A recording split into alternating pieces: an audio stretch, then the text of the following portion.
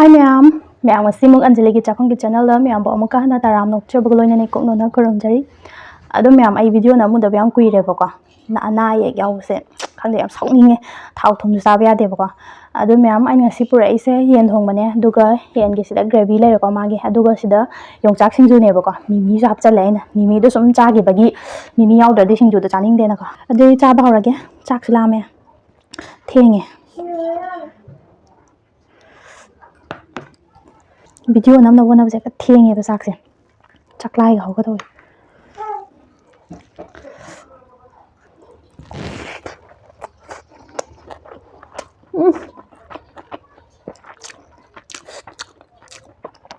wow de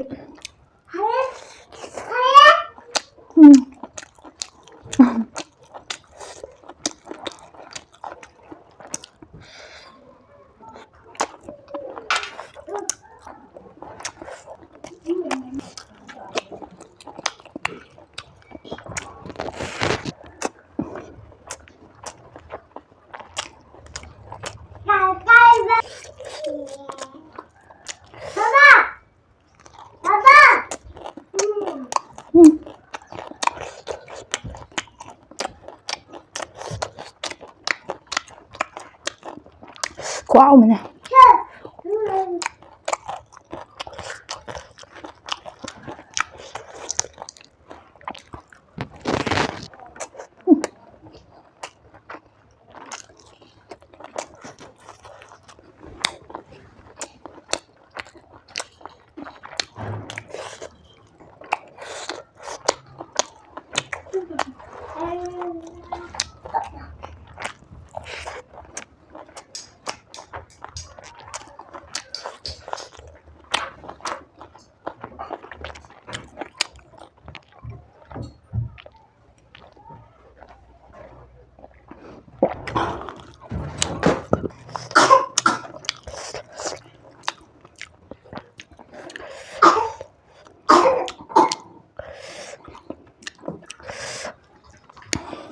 si umok sam sai ba yum de ko man piak ne ba ko ama thak da ngau jan singju guys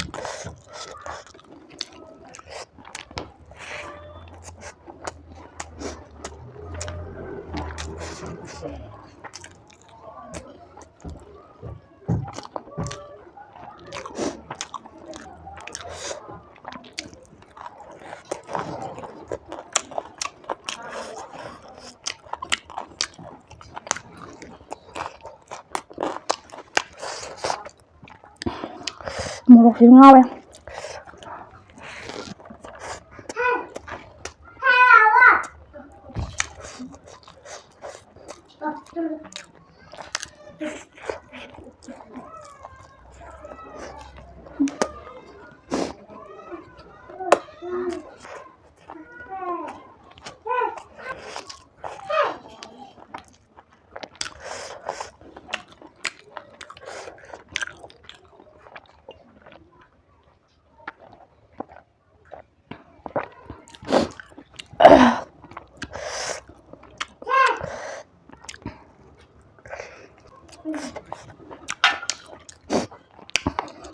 ꯎ ꯃꯣꯔꯣꯛ ꯀꯪꯍꯟꯕꯗꯨꯅꯦꯕꯀꯣ ꯑꯁ ꯐꯖꯅ ꯁꯥꯏ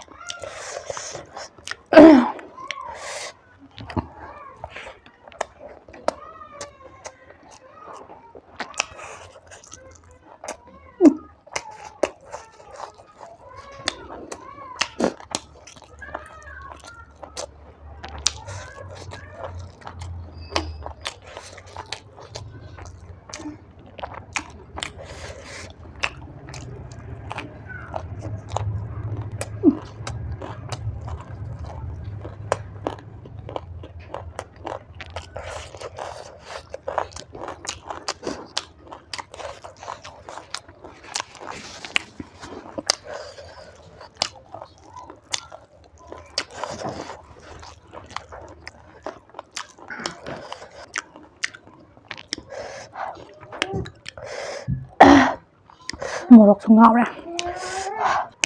ꯆꯥꯛꯁꯦ ꯊꯦꯡ ꯊꯦꯡ ꯆꯥꯕꯩ ꯆꯥꯛ ꯂꯥꯝꯕꯩ ꯆꯥꯛ ꯍꯥꯟꯅ ꯈꯤꯛꯇ ꯅꯝꯕꯅꯦ